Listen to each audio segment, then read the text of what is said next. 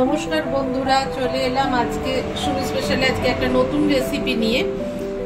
ছানার জাম, এটা আমার দিদির মস্তিষ্ক প্রসূত আর নামকরণটা আমার। তো এটা করার জন্য আমার লাগছে 200 গ্রাম ছানা নিয়েছি, আমি নিয়েছি একটু সুজি, সাদা তেল, চিনি আর হচ্ছে 4টে এলাচ। এটা আমি করব। প্রথমে আমি এই ছানাটাকে একটু সুজি দিয়ে ভালো করে মেখে নেব।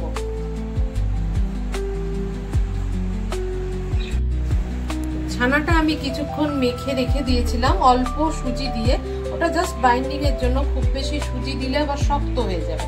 তো একটুখানি সুজি আর চিনি দিয়ে আমি ছানাটা ভালো করে মেখে রেখেছিলাম। এবার আমি এটাকে শেপ দেব। তো হাতে আমি সামান্য ঘি মেখে নিচ্ছি।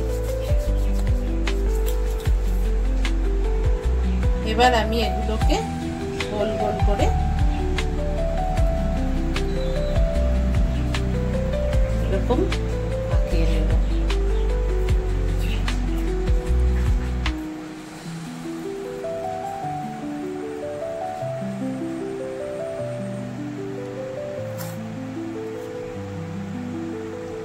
এটাকে ইচ্ছে করলে আবার ল্যাংচার মতো শেপও করা যাবে, কিন্তু আমি একটু গোল গোল করেই করছি।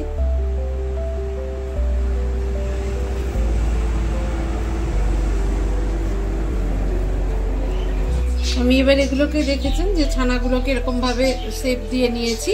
এবার কড়াইয়ে আমার তেলটা গরম হয়ে গেছে। এবার আমি এগুলোকে একটা একটা করে ছেড়ে দেব আর একটু সিমে দিয়ে নেব।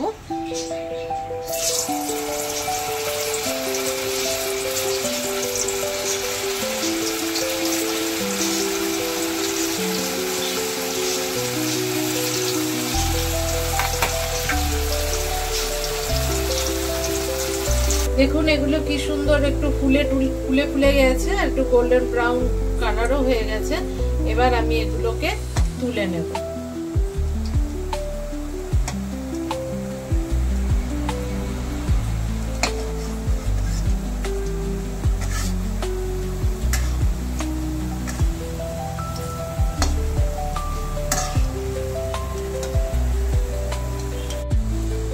ছানার জামগুলো ভাজা হতে হতে আমি এইদিকে একটু চিনি শিরা করে নিচ্ছি।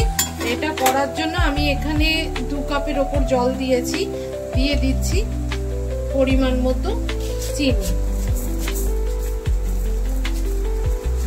এটাকে আমরা পূর্ববঙ্গের মানুষরা চিনি শিরা বলে, এখানে রসও বলে অনেকে আবার। এবার এর মধ্যে দিয়ে দেব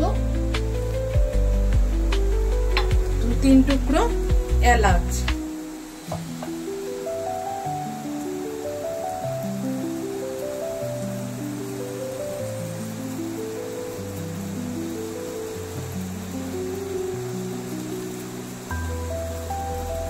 এবার এটাকে আমি একটু ঘন করব আর কি।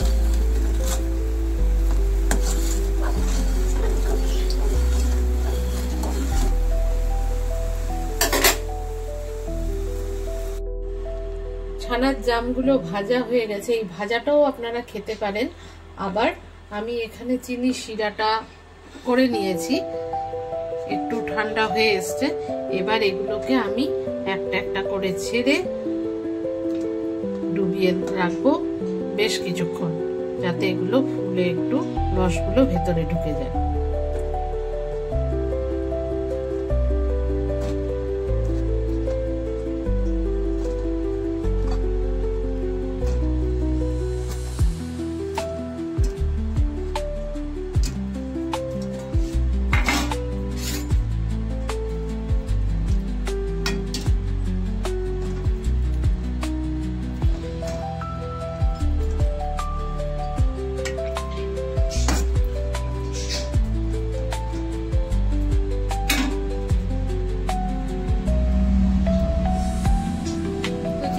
বন্ধুরা, ফাইনালি আমার ছানার জাম রেসিপিটা কমপ্লিট।